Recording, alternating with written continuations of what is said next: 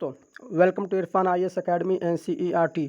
Okay दोस्तों, आज हम पढ़ने वाले हैं NCERT polity class 6 chapter 4। Okay, chapter 4 की जो हेडिंग है वो की elements of a democratic government. Okay, in this chapter you will read about some of the key elements that influence the working of a democratic government. These include people's participation, the resolution of a conflict, and equality and justice. अब इस किताब में हम क्या पढ़ने वाले हैं? हम ऐसे की एलिमेंट्स को पढ़ने वाले हैं जो इन्फ्लुएंस करता है किस पर? जो डेमोक्रेटिक गवर्नमेंट है उसके कामकाज पर। ओके, कि डेमोक्रेटिक गवर्नमेंट को हमने चूज़ किया है, हमने इलेक्ट किया है, क्या वो काम अच्छे से कर रही है या नहीं कर रही है। तो अब इसमें क्या शामिल होता है? इसमें शामिल हो जाता है पीपुल्स पार्टिसिपेशन, कि लोगों का पार्टिसिपेशन कितना ज़्यादा है, कि सरकार अगर किसी चीज़ को गलत तरीके से ला रही है तो उसमें पीपुल पार्टिसिपेशन कितना ज़्यादा होता है। ओके, और जब भी कॉन्फ्लिक्ट हो जाता है तो इसको रिजॉल्व करने का काम किसका होता है? गवर्नमेंट का होता है। और कभी जब इनइक्वालिटी समाज के बीच आ जाती है या इनजस्टिस हो जाती है, उसका निवारण कौन करता है? हमारी गवर्नमेंट करती है, जिसको हम चूज़ कर संसद में भेजते हैं, पार्लियामेंट में भेजते हैं। तो यहाँ ये पूरा वर्ल्ड मैप है और इस वर्ल्ड मैप में ये पूरा अफ्रीका है और ये हमारा प्यारा सा इंडिया है और यहाँ पे साउथ अफ्रीका है। यहाँ इंडिया के बारे में और साउथ अफ्रीका के बारे में क्यों कहा जा रहा है? इसलिए क्योंकि यहाँ पर हम अब साउथ अफ्रीका के बारे में कुछ जानकारी हासिल करेंगे, क्योंकि साउथ अफ्रीका 1994 में आज़ाद हुआ। तो इससे पहले क्या हो रहा था साउथ अफ्रीका के अंदर, उसके बारे में हम आज जानने की कोशिश करेंगे। तो south Africa is a country. South Africa एक ऐसी कंट्री है जिसमें सेवरल रेसेस के लोग रहते हैं, अलग अलग प्रकार के रेसेस के लोग रहते हैं। कैसे? जैसे कि अब ब्लैक को देख सकते हैं, ब्लैक पीपुल जो कहाँ से बिलोंग करते थे? वो साउथ अफ्रीका से ही बिलोंग करते थे।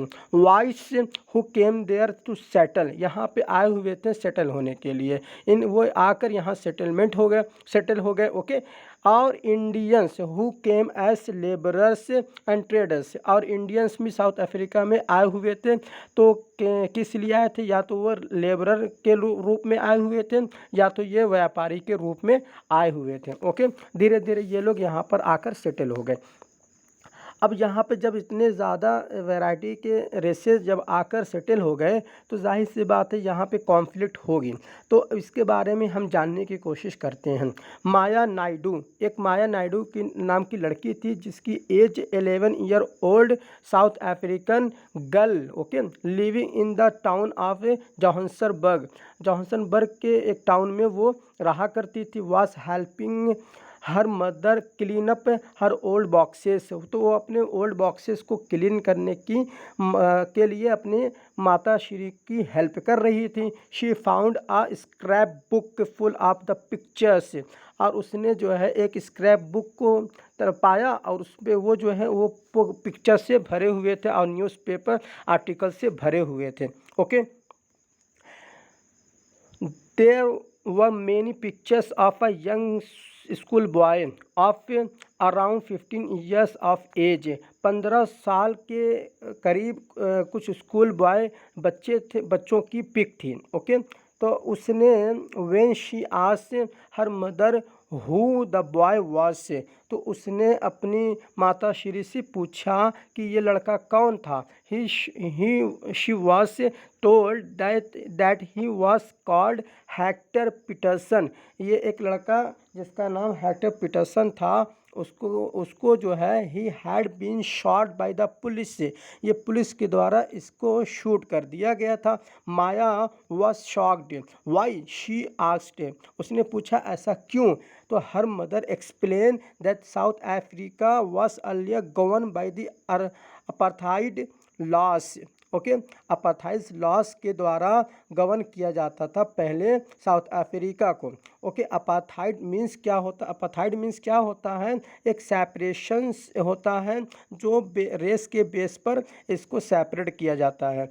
फॉर एग्जांपल साउथ अफ्रीकन जो पीपल थे वो डिवाइड किए गए थे कितने लोगों के बीच में, वाइट के बीच में, ब्लैक के बीच में, इंडियन के बीच में, कलर रेसेस के बीच में उनको डिवाइड कर दिया गया था। साउथ अफ्रीका में जो लोग रहा करते थे, कुछ लोगों को ज़्यादा सम्मान दिया जाता था, कुछ लोगों को बिल्कुल ही सम्मान नहीं दिया जाता था। तो ये डिस्क्रिमिनेशन चला आ रहा था। तो अकॉर्डिंग टू द लॉ, ये अपार्थाइड लॉ जो है उसके अकॉर्डिंग क्या था कि these races were not allowed to mingle.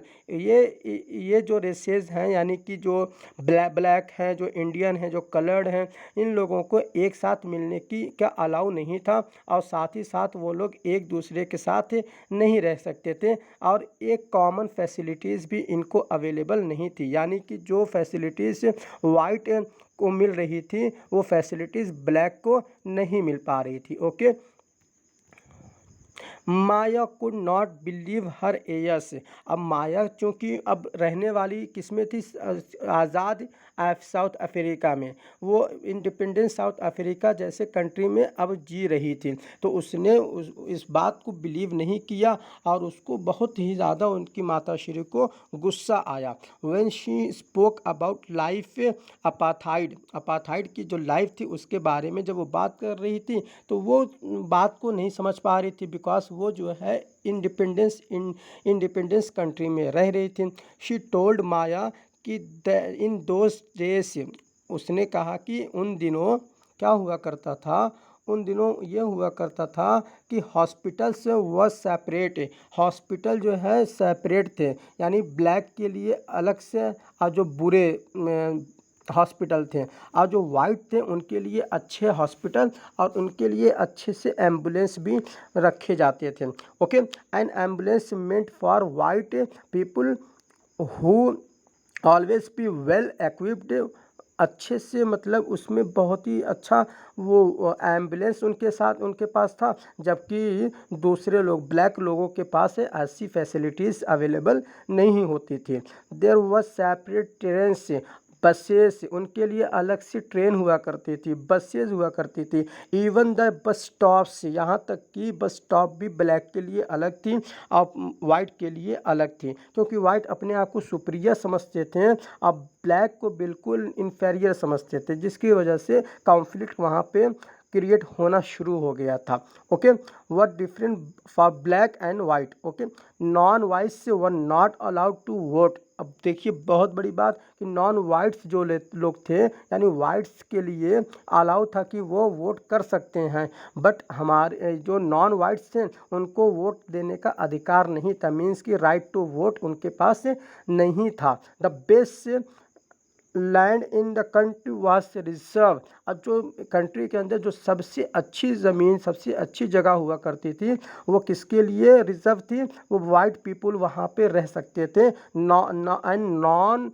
Whites had to live on the worst available land, जो सबसे बेकार लैंड, सबसे बुरी लैंड, सबसे गंदी लैंड थी, वहाँ पे जो नॉन वाइट्स थे उन लोगों को वहाँ रहना पड़ता था। ओके, वहाँ ज़बरदस्ती फोर्सफुली उनको वहाँ पे रहना पड़ता था।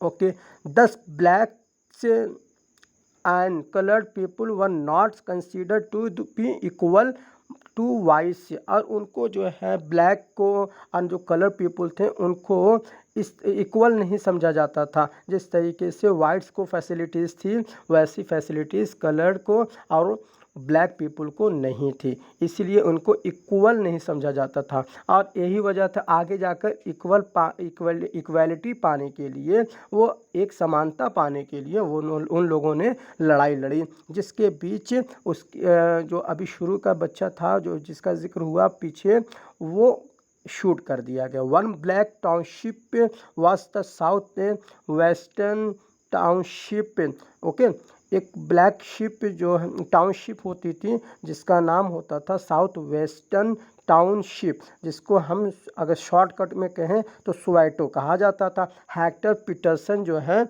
वहीं रहा करता था।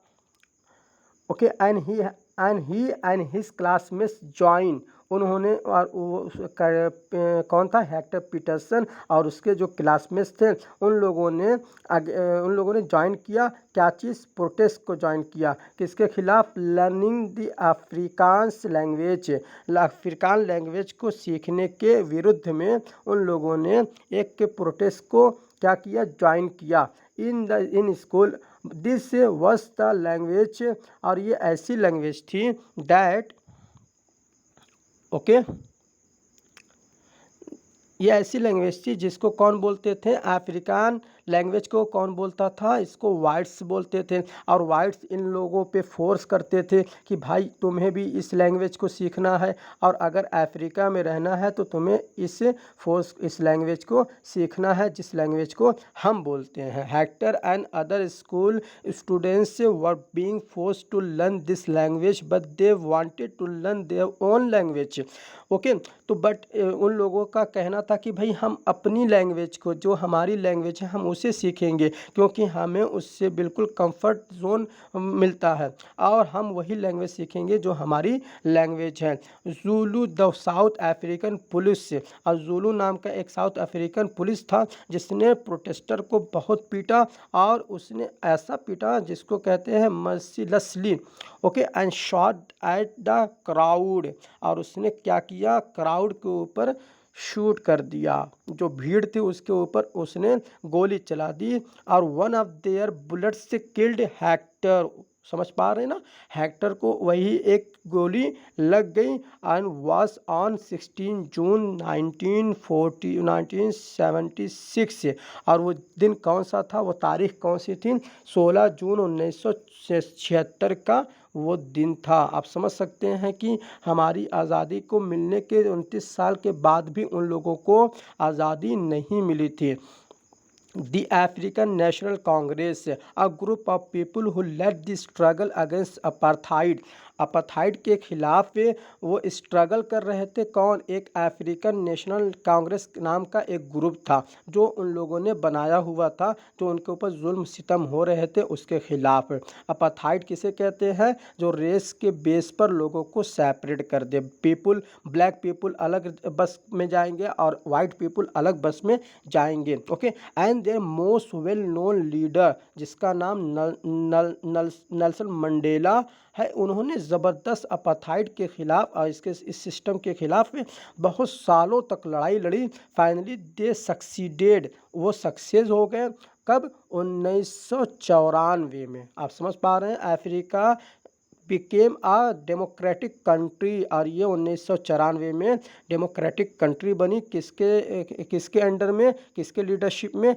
नेल्सन मंडेला के लीडरशिप में। आप समझ पा रहे हैं ना कि नेल्सन मंडेला कौन थे, वो एक ऐसे व्यक्ति थे जिन्होंने अपनी आधी ज़िंदगी जेल में गुजार दी थी, लेकिन उन्होंने पेशेंस नहीं छोड़ा, उन्होंने यही कहा कि मैं आज़ादी लेकर रहूँगा क्योंकि आज़ादी मेरा जन्मसिद्ध अधिकार है। ये बात कहा हमारे जो इंडियन लीडर ने कहा, लेकिन उन्होंने इस पर अप्लाई किया, और ये नेल्सन मंडेला जो है वो गांधी जी को अच्छे से फॉलो करते थे, okay.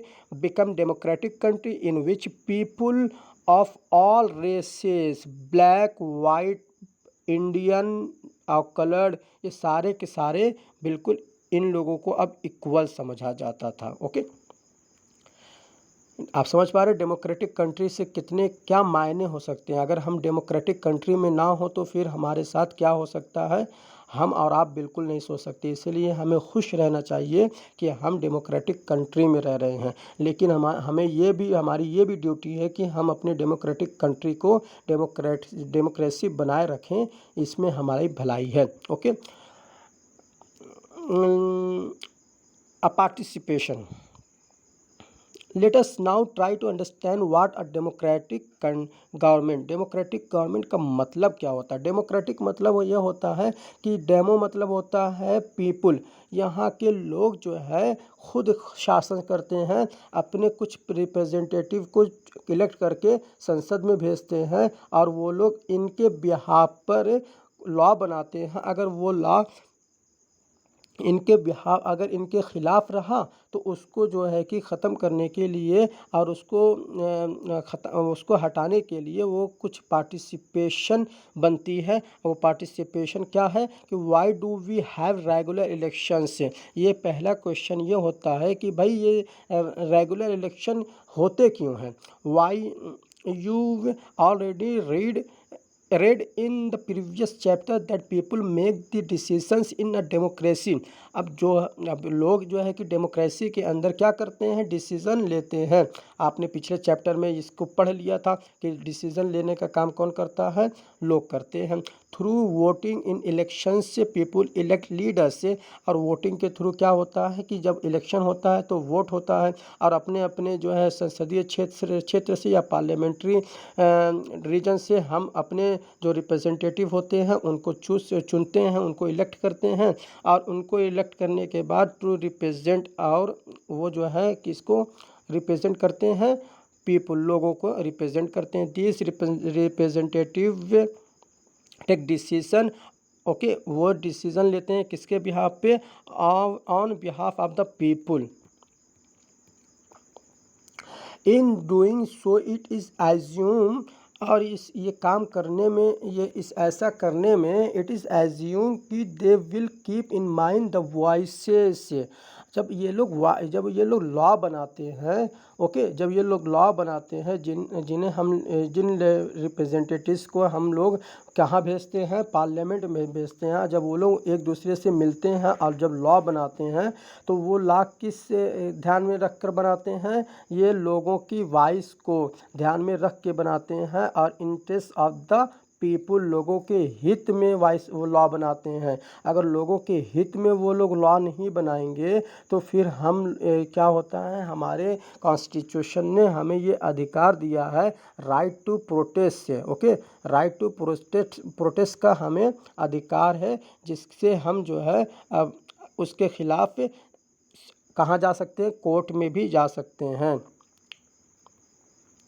All governments are elected for fix periods. अब जो डेमोक्रेटिक कंट्री का मतलब ये हो गया कि क्या एक मतलब इलेक्ट करके हम उन्हें छोड़ देते हैं अपने रिप्रेजेंटेटिव को, नहीं, बल्कि क्या होता है कि एक फिक्स पीरियड के लिए हम लोगों को चूज़ करते हैं। तो वो फिक्स पीरियड हमारे इंडिया के अंदर कितने सालों का है, 5 सालों का है। और आप जब अमेरिका में जाएंगे तो वहाँ पे कितने सालों का पीरियड है, वहाँ पे 4 सालों का पीरियड है, ओके। अमेरिका में 4 सालों का पीरियड है और इंडिया में 5 सालों का पीरियड है। Once elected governments can stay in power only for that period. और जब एक मतलब वो इलेक्ट कर लिए जाते हैं तो गवर्नमेंट जब बन जाती है, जब लोग गवर्नमेंट बना लेते हैं तो वो कितने सालों के लिए पावर में रहते हैं, उसी फिक्स पीरियड में वो लोग रहते हैं, जो फिक्स पीरियड हमारे यहाँ कितना है, 5 साल है, okay. Okay, if they want to continue to be in power then they have to be re-elected, okay।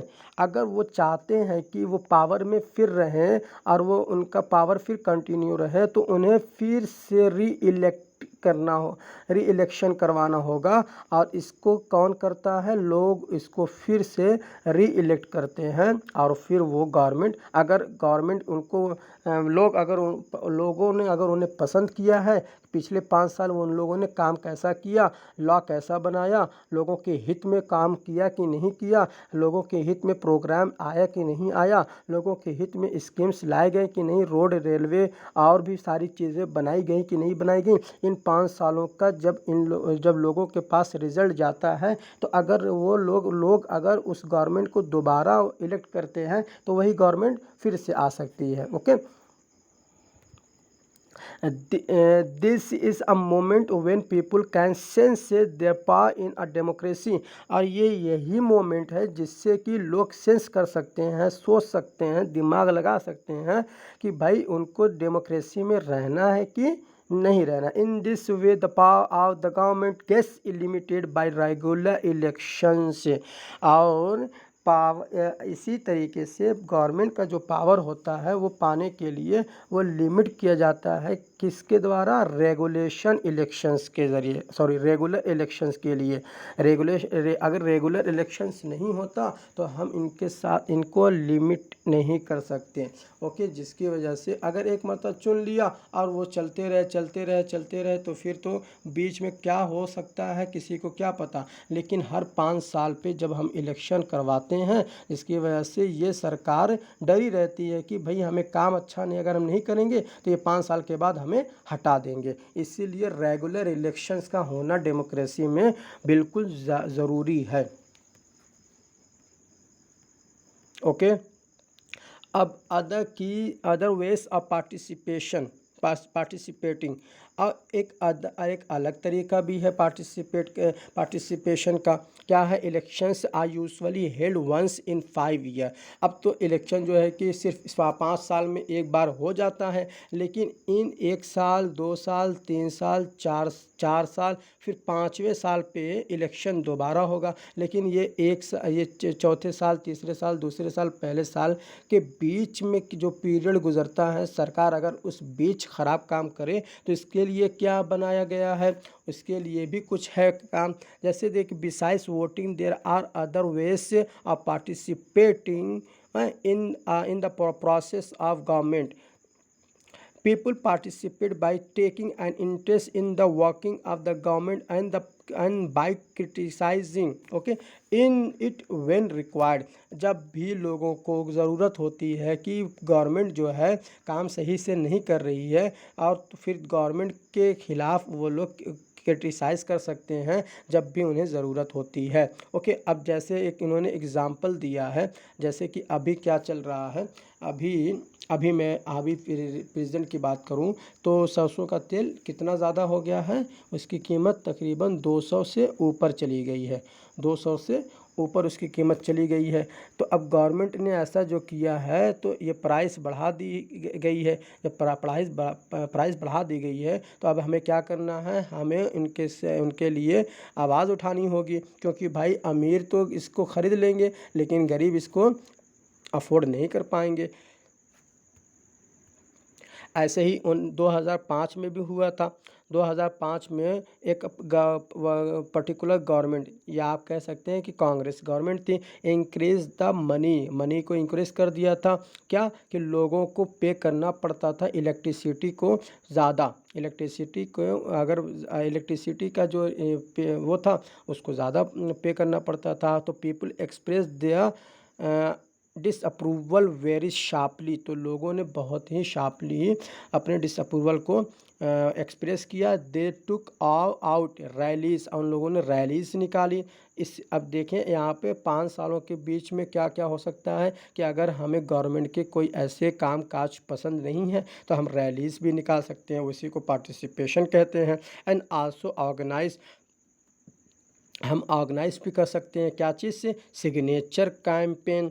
Okay, signature campaign को भी हम ऑर्गेनाइज कर सकते हैं कि भाई कि जहाँ कितने लोग एक सरकार के इस काम से खुश हैं और कितने लोग सरकार के इस काम से खुश नहीं है। तो एक पेपर होगा, उस पर जो है लोग अपना सिग्नेचर करेंगे, भाई हम खुश नहीं हैं तो और या हम खुश हैं। तो ये सिग्नेचर कैंपेन भी चलता है।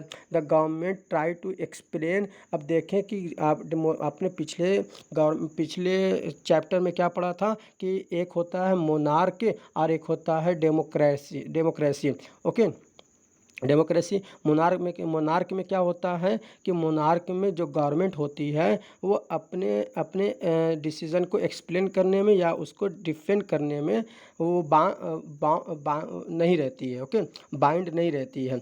लेकिन डेमोक्रेसी में क्या होता है कि वो the government try to explain and defend its decision, अपने डिसीज़न को एक्सप्लेन करने में और डिफेंड करने में की कोशिश करती है। But finally listened to the people's opinion. लेकिन लास्ट में जो है अगर पीपल्स इससे खुश नहीं है तो लोग उनके ओपिनियन को, सरकार उसके ओपिनियन को सुनी, और यही हुआ कि विड्रो द इंक्रीज। तो जो उसने इंक्रीज़ किया हुआ था इलेक्ट्रिसिटी पर तो उसने उसको जो है कि रिड्यूस कर दिया। तो तो आपने देखा कि पीपुल अगर चाहे तो सरकार को अपने कंट्रोल में रख सकती है, पार्टिसिपेशन किसमें लेकर, ऑर्गेनाइज करके सिग्नेचर कैंपेन को या फिर रैलीज वगैरह निकाल कर। The government had to change its decision, government को अपने डिसीज़न को चेंज करना पड़ता है, because it is responsible to the people, क्योंकि वो किसके लिए रिस्पॉन्सिबल है, लोगों के लिए रिस्पॉन्सिबल है। अगर लोगों के लिए सरकार काम नहीं अच्छे से करेगी तो फिर सरकार को अपने अपने कदम से पीछे हटना पड़ जाता है। ओके, ये देख रहे हैं आप, ये सारी चीज़ें किससे होती हैं, कुछ तो what approval and disapproval in being express here, कि भाई यहाँ पे लेटर्स लिखी जाती है, किसके लिए, एडिटर को लिखा जाता है, और उसमें क्या लिखा गया कि बैन पोस्टर्स को बैन करना चाहिए, क्योंकि दीवारों को वो बहुत से लोग ख़राब कर देते हैं। ये सारी चीज़ें हैं यहाँ पर, लेकिन ये वाली बात आप ज़रूर पढ़ें कि take action, it is worrying to know that the tiger population in India is falling, जो टाइगर का जो पॉपुलेशन है वो लगातार घटती जा रही है। तो tigers are being hunted and killed by poachers for their skin से। ओके, तो जो टाइगर है उसको हंट किया जाता है, उसको मारा जाता है, किस लिए, क्योंकि भाई उसका स्किन लोग लेकर बाज़ार में जाकर बड़ी कीमत पे बेच देते हैं। The government has not taken the issue of poaching seriously enough, और गवर्नमेंट जो है अभी तक सीरियसली इस पर कोई भी लॉ नहीं लाई है। Okay, it must take action immediately, और गवर्नमेंट को बहुत ही जल्द इस पर एक्शन लेना चाहिए और अरेस्ट करना चाहिए पोचर्स को। पोचर्स को and implement the laws protecting the tiger. Okay, अब वो जो है कि एक ऐसे लॉ को इम्प्लीमेंट करना चाहिए जिससे कि टाइगर को प्रोटेक्ट किया जा सके। If this does not happen, अगर ये ऐसा नहीं हुआ तो the tiger will become an extinct animal. आप जब इकोलॉजी जब पढ़ेंगे तो उसमें एक्सटिंक्ट एनिमल का डेफिनेशन ये है कि बिल्कुल ये विलुप्त हो सकते हैं इन द नेक्स्ट 10 ईयर्स, अगले 10 सालों के अंदर अंदर ये विलुप्त हो सकते हैं, ख़त्म हो सकते हैं। ओके, तो ये बात इन्होंने कौन लिखा था, सोहन पाल ने इसको लिखा था। ये कहाँ के, गुवाहाटी असम के। एक लेटर इन्होंने किसको लिखा, ये लिखा था उन्होंने एक एडिटर को।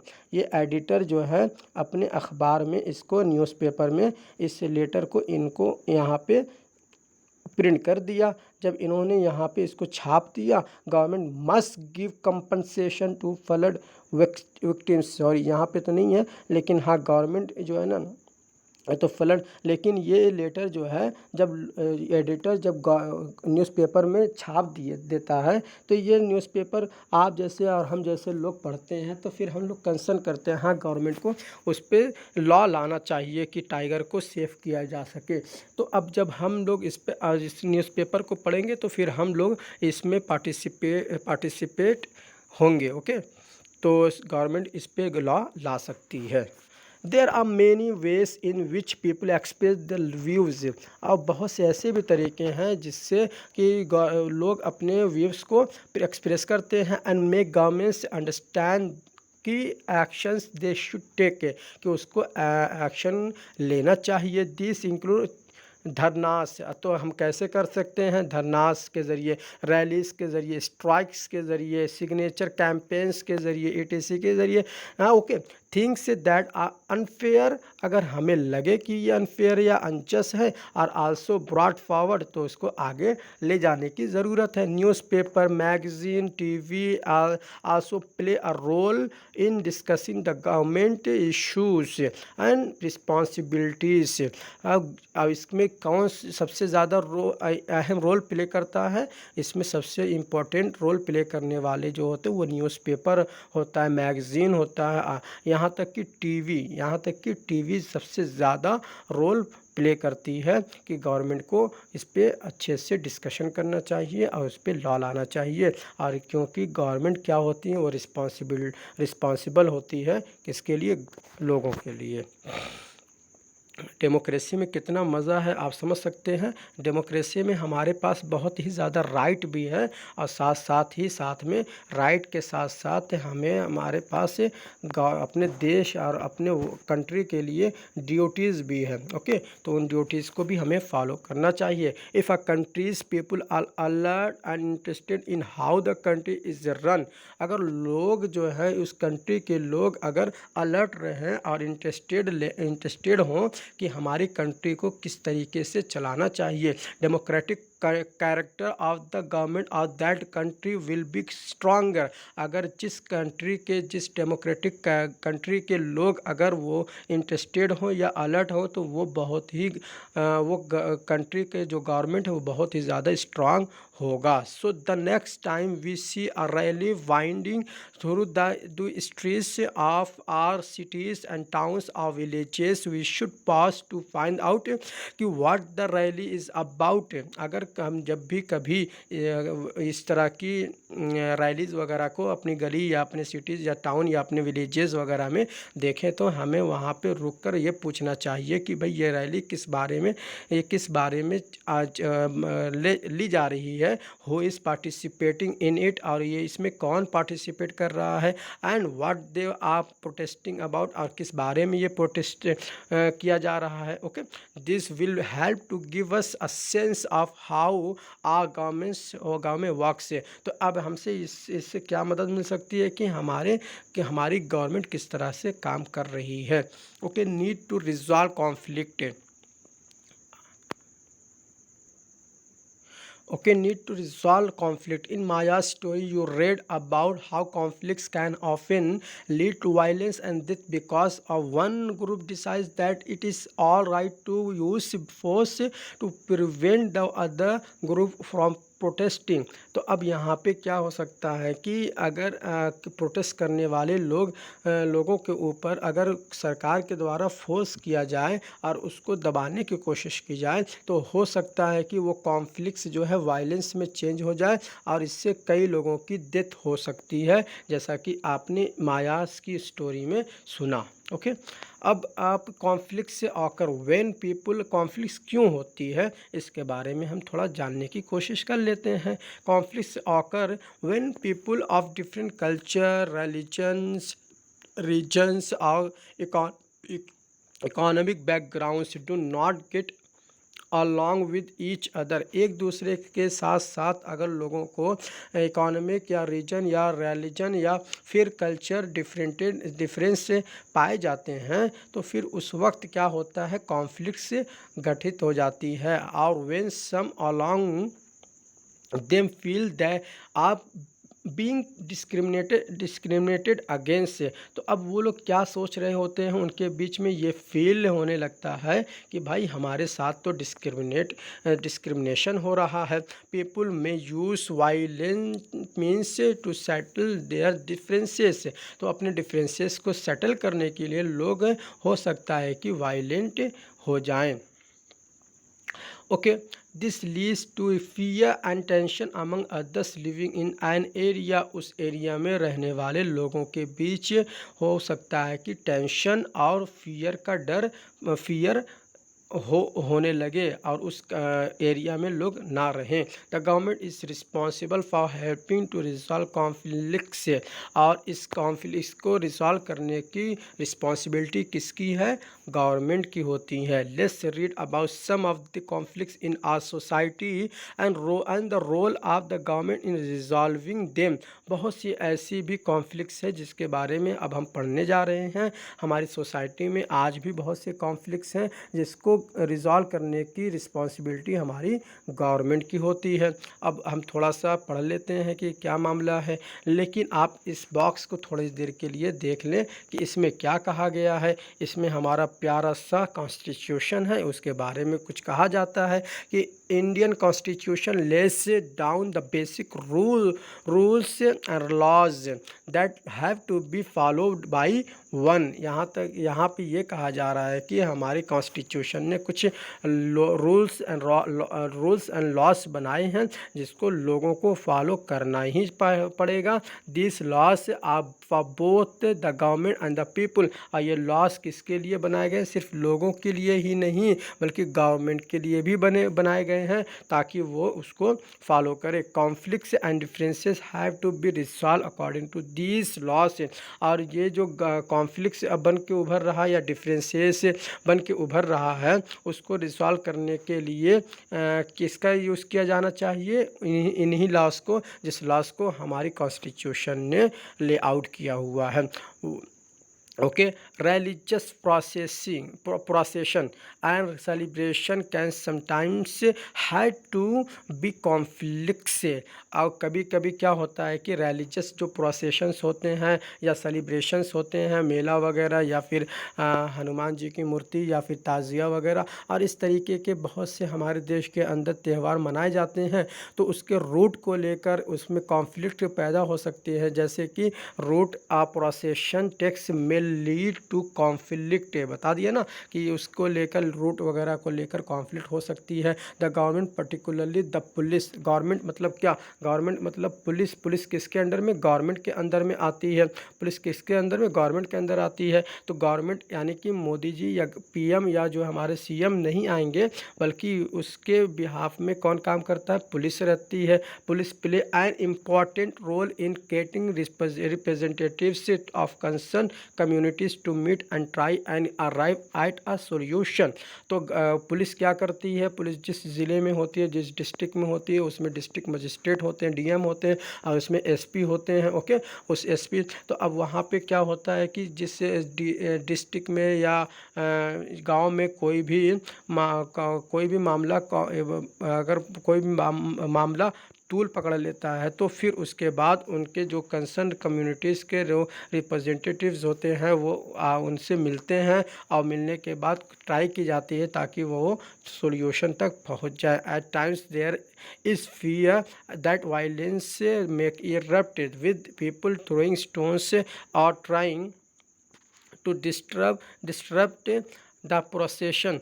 कभी कभी क्या होता है कि लोग एक दूसरे को स्टोन फेंकने लगते हैं और उसको डिस्टर्ब करना शुरू कर देते हैं ताकि वो प्रोसेशन जो है उग्र में बदल जाए। The police is responsible for ensuring the violence that violence does not take place. अब पुलिस क्या होती है? वो रिस्पॉन्सिबल होती है ताकि वहाँ पे इंश्योर ये कर सके कि वहाँ पे वायलेंस ना हो। इसलिए कभी जब मेला वगैरह आप देखते हैं, ताज़िया या हनुमान जी की मूर्ति वगैरह जब जाती है तो उसके साथ कुछ पुलिस वाले भी रहते हैं, इसलिए कि कभी भी कोई वायलेंस से अगर टेक प्लेस होता है तो उस वक्त पुलिस उसको जो है कि कंट्रोल कर सके। Rivers too can become a source of conflict between states.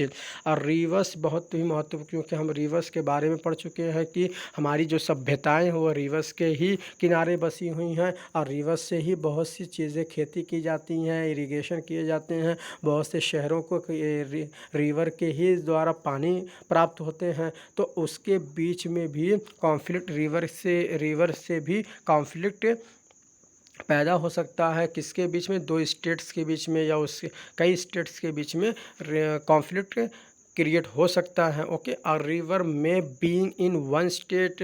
तो अब ये होता क्या है कि जो रिवर होती है वो एक स्टेट में होती है और फ्लो करती है दूसरे स्टेट में।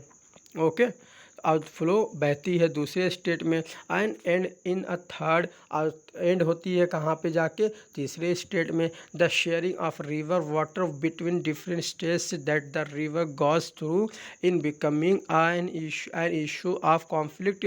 तो भाई इस होता क्या है कि अब उसके जो रिवर के जो वाटर होते हैं उसको शेयर करना पड़ जाता है डिफरेंट स्टेट के बीच में, जो जहाँ से वो गुज़र रही होती है। फॉर एग्ज़ाम्पल, और अगर इसमें जो है कि किसी को कम किसी को ज़्यादा हुआ तो उसमें कॉन्फ्लिक्ट भी हो सकता है। For example, you may have heard about the Kaveri water dispute between Karnataka and Tamil Nadu.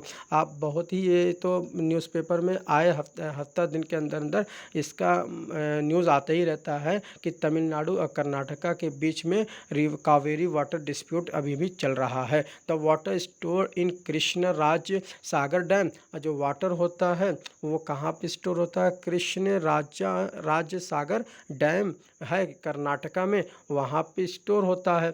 अब वो किस लिए स्टोर करते हैं? ताकि वो लोग इरिगेशन के लिए उस पानी का यूज़ कर ले, और वो कुछ डिस्ट्रिक्ट में वो पानी पहुँचे, और फिर उसके बाद वो कुछ पानी जो है बेंगलुरु सिटी के लोगों की ज़रूरत के लिए भी वो पानी काम आता है। Okay, the water stored in Mettur dam in Tamil Nadu. तो अब क्या होता है कि कुछ तो वाटर वहाँ पे स्टोर हो गए कृष्ण राजा सागर डैम में जो कर्नाटका में है, और कुछ पानी जो है स्टोर हो गए मैटोर डैम में जो कि ये तमिलनाडु में है। तो इज़ यूज़ फॉर क्रॉप्स। अब ये किस लिए यूज़ होता है? ये क्रॉप्स को उगाने के लिए यूज़ होता है, और in delta region of that state. Okay, उस स्टेट के जो डेल्टा रीजन है उसमें उसको क्रॉप्स को उगाने के लिए, और यहाँ पे इरिगेशन के लिए, और लोगों की पानी की ज़रूरत होती है उसके लिए। तो अब यहाँ पे कॉन्फ्लिक्ट जब अराइज हो जाता है तो both dams are on the same river, क्योंकि क्या होता है कि दोनों डैम्स आप देख रहे हैं कि एक ही रिवर पर बनाए गए हैं। तो the down stream dam in Tamil Nadu, तो जो नीचे का जो नीचे, चूँकि तमिलनाडु नीचे है और ऊपर क्या है, can only be filled up if water is released from the upstream one located in Karnataka. तो ऊपर क्या है? कर्नाटका है, और नीचे क्या है? तमिलनाडु है। तो तमिलनाडु में पानी तभी आ पाएगा जब यहाँ से इसको फ्लो करने दिया जाएगा। तो जब यहाँ से फ्लो होगा तभी तो पानी यहाँ कर्नाटका में आ पाएगा, नहीं तमिलनाडु में आ पाएगा। Okay, therefore both states can't get as much water as they need for people in their state।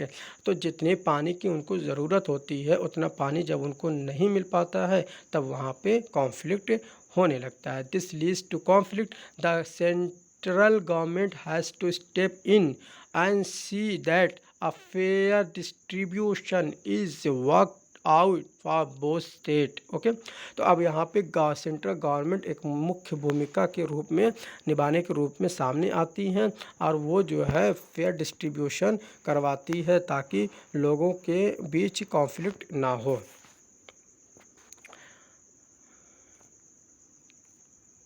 ये है आपकी क्या चीज़? कावेरी। ओके, अब इक्वालिटी एंड जस्टिस, ये बहुत इम्पॉर्टेंट हमारे समाज के अंदर। अगर लोगों के बीच इक्वालिटी और जस्टिस हो जाए फिर तो हमारी सोसाइटी बहुत खूबसूरत बन जाए। क्योंकि आपने पढ़ा होगा कि Jawaharlal Nehru who was first prime minister of India, उन्होंने एक बात कही थी कि unity in diversity. Okay, unity in diversity, हमारे देश के अंदर इतनी डाइवर्सिटी है लेकिन उसके बावजूद भी हमारे बीच में यूनिटी है। लेकिन इस यूनिटी को बरकरार रखने के लिए हम लोगों को इक्वालिटी और जस्टिस जब तक नहीं देंगे तब तक हो सकता है आने वाले वक्त में कॉन्फ्लिक्ट लोगों के बीच पैदा हो। Okay, one of the key ideas of a democratic government it is its commitment to equality and justice. Government की जो डेमोक्रेटिक गवर्नमेंट जो होती है उसकी सबसे मुख्य आइडिया क्या है कि वो एक कमिटमेंट करे लोगों के बीच कि भाई आपके बीच हम इक्वालिटी और जस्टिस को बनाए रखेंगे। Equality and justice are inseparable. Equality और जस्टिस क्या है? इनसेपरेबल है, इसको अलग नहीं किया जा सकता है। The earlier practice of untouchability is now banned by law. जो पहले जो अनटचेबिलिटी हुआ करती थी उसको बैन कर दिया गया लॉ के ज़रिए, और आर्टिकल 17 लाकर आर्टिकल 17 के ज़रिए से हमारे बीच में जो अनटचेबिलिटी का जो रूल था उसको ख़त्म कर दिया गया है। आर्टिकल 17, इस आर्टिकल को आप याद रखें। This group of people were denied education, ऐसे जो ग्रुप थे, ऐसे लोगों का जो ग्रुप था जिनको एजुकेशन के लिए मना किया गया था, ट्रांसपोर्ट और मेडिकल फैसिलिटीज़ के लिए मना किया गया था, and even the chance of one offer prayers, यहाँ तक कि मंदिरों में भी जाने का जो उनको चांस हो वो देना चाहिए था, मौका देना चाहिए था, वो भी उनको नहीं दिया गया। इनके साथ डिस्क्रिमिनेशन हुआ। Doctor Ambedkar whom you have read about earlier in this book, आपने पिछले के चैप्टर में अंबेडकर के बारे में पढ़ लिया है। अब and many others like him, उनकी तरह बहुत लोग हैं जिन्होंने रियलाइज़ किया कि such practices must not continue and that justice can only be achieve when people are treated equally. अब जो है कि उन लोगों ने क्या रियलाइज़ किया कि हाँ भाई, सभी को एक साथ सम्मान और समान अधिकार देना चाहिए। अगर ये नहीं हुआ तो हो सकता है कि भाई, अगर ऐसा नहीं किया जाएगा तो हो सकता है कि आने वाले वक्त में लोगों के बीच में इक्वालिटी, लोगों के बीच में कॉन्फ्लिक्ट हो जाए। और justice can only be achieve, अब जस्टिस हम कब अचीव कर सकते हैं? जब तक उनको इक्वली ट्रीट नहीं किया जाए, लोगों को इक्वली ट्रीट नहीं किया जाए। Okay, the government also recognizes this and makes special provisions for groups within society that are unequal.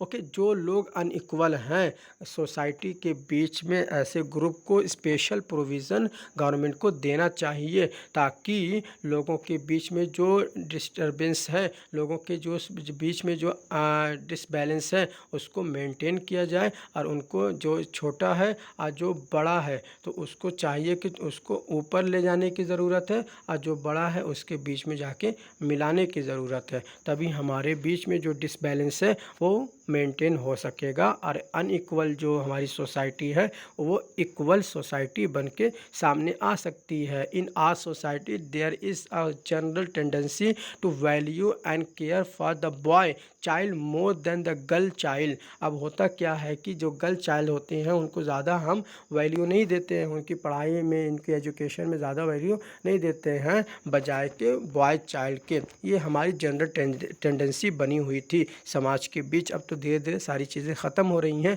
लेकिन आज भी ऐसी टेंडेंसी बनी हुई है कि हम बॉय को ज़्यादा प्रेफर करते हैं एजुकेशन के मामले में गर्ल के मुकाबले में। This means that society does not value the girl. इसका मतलब क्या होता है कि हम ऐसी हमारी सोसाइटी गर्ल को वैल्यू नहीं देती है। And boy child equally and this is unjust. और जबकि बॉय को हम क्या करते हैं, बहुत ही ज़्यादा सम्मान और उनको आगे की पढ़ाई के लिए भेजते हैं, जो कि ये अनजस्ट है। In this context the government steps in to promote justice by providing special provision. अब क्या हो गया, यहाँ पे स्पेशल प्रोविज़न दिया गया। किसको दिया जा रहा है?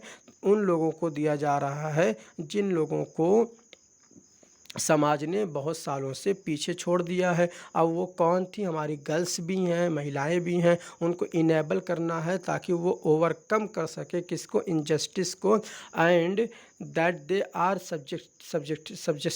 Subjected to that thus it is possible that fees for girls might be waived or lower in government schools or colleges। Okay, अब ये क्या प्रोविज़न लाया गया कि भाई जो गर्ल्स होंगी ना, उनके लिए जो फ़ीस होगी उस फीस को हो सकता है कि वेव कर दिया जाए या तो लोअर कम कर दिया जाए। तो इससे क्या होगा कि जो गर्ल्स होंगी वो स्कूल आने की उनको एक रास्ता मिल जाएगा। How do you think lowering the school fees would help girls attend school? बहुत ज़्यादा हेल्प कर सकता है। ओके, अब यहाँ पे दोस्तों क्वेश्चन आंसर आता है, और ये चैप्टर यहाँ पे कंप्लीट हो गया, जिसको मैंने बहुत ही डिटेल्ड एक्सप्लेनेशन किया है। अगर आपको ये पसंद आए तो आप इसको सब्सक्राइब कीजिए और लाइक ज़रूर कीजिएगा, और बेल आइकन को ज़रूर प्रेस कीजिएगा ताकि मेरा नोटिफिकेशन आपको सबसे पहले मिल सके और आने वाली वीडियोस को आप एंजॉय कर सकें। और आप अपनी बुक्स के साथ भी बैठा करें ताकि आपको दोनों तरफ से मदद मिले। एक तो आप पढ़ कर आएँगे तो और अच्छा रहेगा, और यहाँ पे आप मेरे एक्सप्लेनेशन को जब सुनेंगे तो आपको अच्छे से ये चैप्टर आने वाले सारे चैप्टर को आप अच्छे से याद कर लेंगे। अब मैं 6, 7, 8, 9, 10 एंड 11, 12 की सारी जितनी भी एनसीईआरटीज़ की बुक है, हिस्ट्री है, पॉलिटी है, ज्योग्राफी है, इकोनॉमी है, साइंस है, सारी एनसीईआरटीज़ की बुक मैं लेकर आ रहा हूँ। आप सब्सक्राइब करें ताकि आपको इससे फ़ायदा मिल सके। ओके, जय हिंद दोस्तों।